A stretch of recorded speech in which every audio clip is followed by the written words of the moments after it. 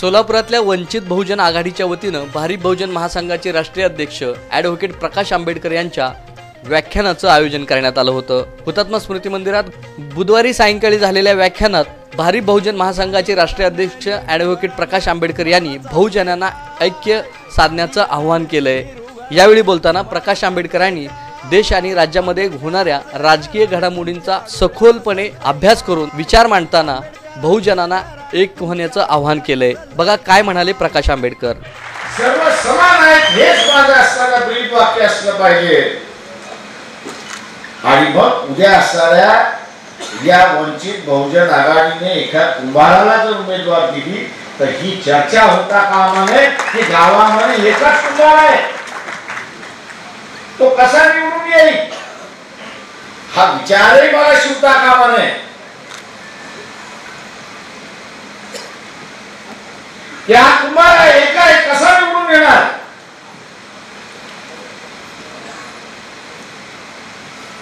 हा विचार माझ्या मनात आला तर मी मनुवादी आहे हे पहिल्यांदा ठरवलं।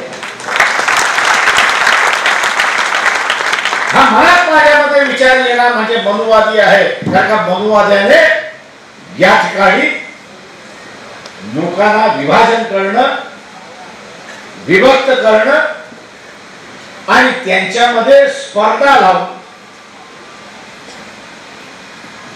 तू खालचा की वरचा ही भावना त्यांच्यामध्ये रुजवली। मी या भावनेतून बाहेर पडलो,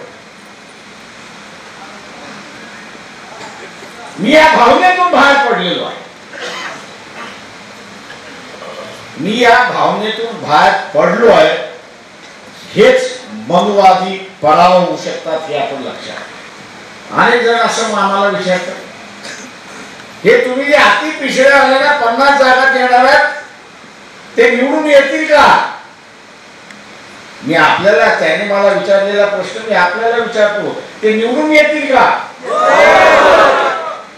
म्हणजे ही चर्चा होणार नाही की तो कुठल्या जातीचा आहे, गावात त्याची मतं किती आहे ती चर्चा होणार नाही।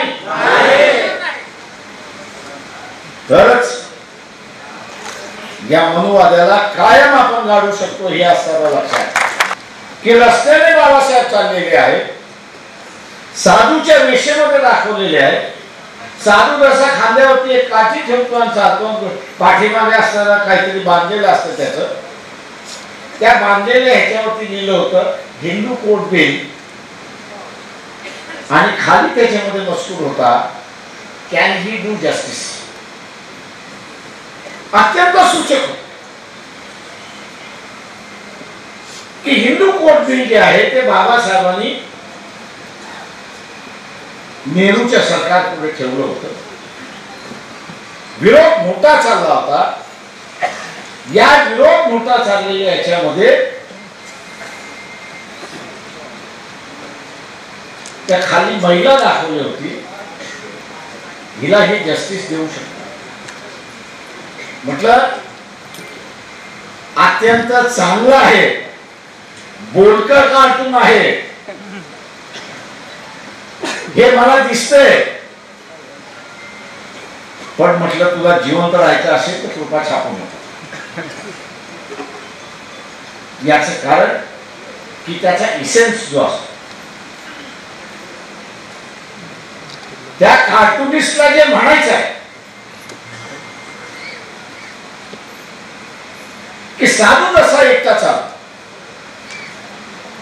समाजामध्ये तो असा एकटा चालतो, तसे बाबासाहेब त्या हिंदू कोड बिलाचे एकटेच समर्थक होते। या वंचित समूहाच्या बैठकीमध्ये एकमेकांनी स्वतःला असणारं आश्वासन दिलं पाहिजे की मी जो वंचित बहुजन आघाडीच्या वतीने उमेदवार होईल त्याच्याच पाठीमागे राहील हा आपण विश्वास दिला पाहिजे। हे विश्वासाचं जग आहे। मान्यने म्हटल्याप्रमाणे इथला असणारा निधीचा अभाव आहे आणि विरोधकांकडे पैसाच पैसा।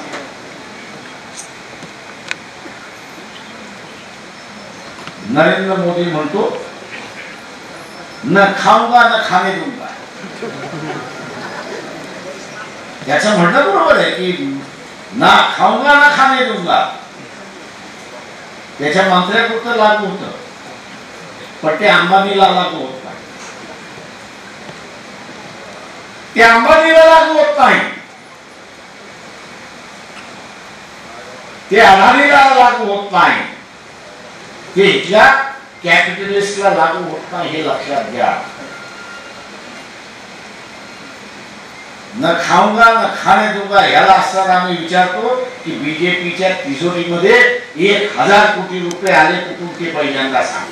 काँग्रेसवाले सरळ सरळ पाहिलं एखादे आंदोलन लागते सही करून मोकळा होतो, तुझे भलं होईल माझंही भलं होईल. ते व्यक्तिगत करप्शन, ते व्यक्तिगत करप्शन. पण मोदीचं करप्शन हे त्याच्या वजनाप्रमाणे करप्शन, 56 इंच छातीप्रमाणे त्याचा असणारा करप्शन. तो दुसऱ्याला म्हणतो तू खा, तुला मी खाऊ देतो, त्याचं खाऊन झालं की त्याला सांगतो 50% पार्टीच्या अकाउंट मध्ये टाक. आता असं खा किंवा असं खा, खाणच आहे. आणि म्हणून म्हणतो की माझ्या मंत्र्याने खाल्लेलं नाही, मी म्हणतो त्याच्या मंत्र्याने खाल्लेला नाही. सगळे साधे उपाय केले.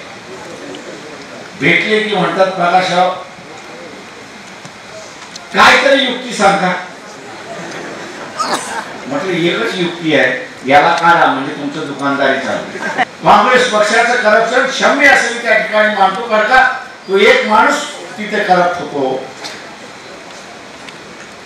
मोदीचं जे करप्शन आहे, बीजेपीचं जे करप्शन आहे, ते सिस्टम करप्ट करणार आहे हे लक्षात, व्यवस्था करप्ट करणं आहे त्या ठिकाणी लक्षात घ्या. व्यवस्था चालली म्हणजे सगळ्या गोष्टी चालतात, व्यवस्था कोलमडली की सगळंच कोलमडतं हे आपण लक्षात घ्या. त्याच्यामुळे ज्यांचं जी व्यवस्था आहे ती व्यवस्था मोडण्याचं असणारं कामकाज चाललंय. आणि म्हणून आम्ही इलेक्शन कमिशनला म्हणतो, इन्कम टॅक्स वाल्यांना सर्व म्हणतोय तुम्ही आमच्यावरती धाडी घाला घाला, फकीर होता मी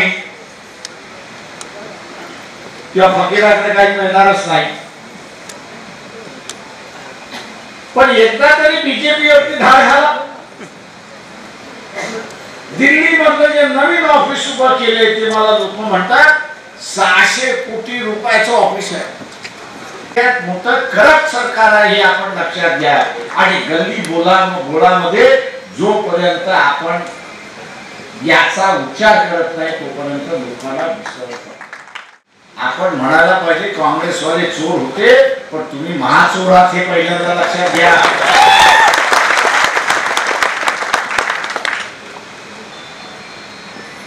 लढेंगे जितेंगे आपण जशी घोषणा देतो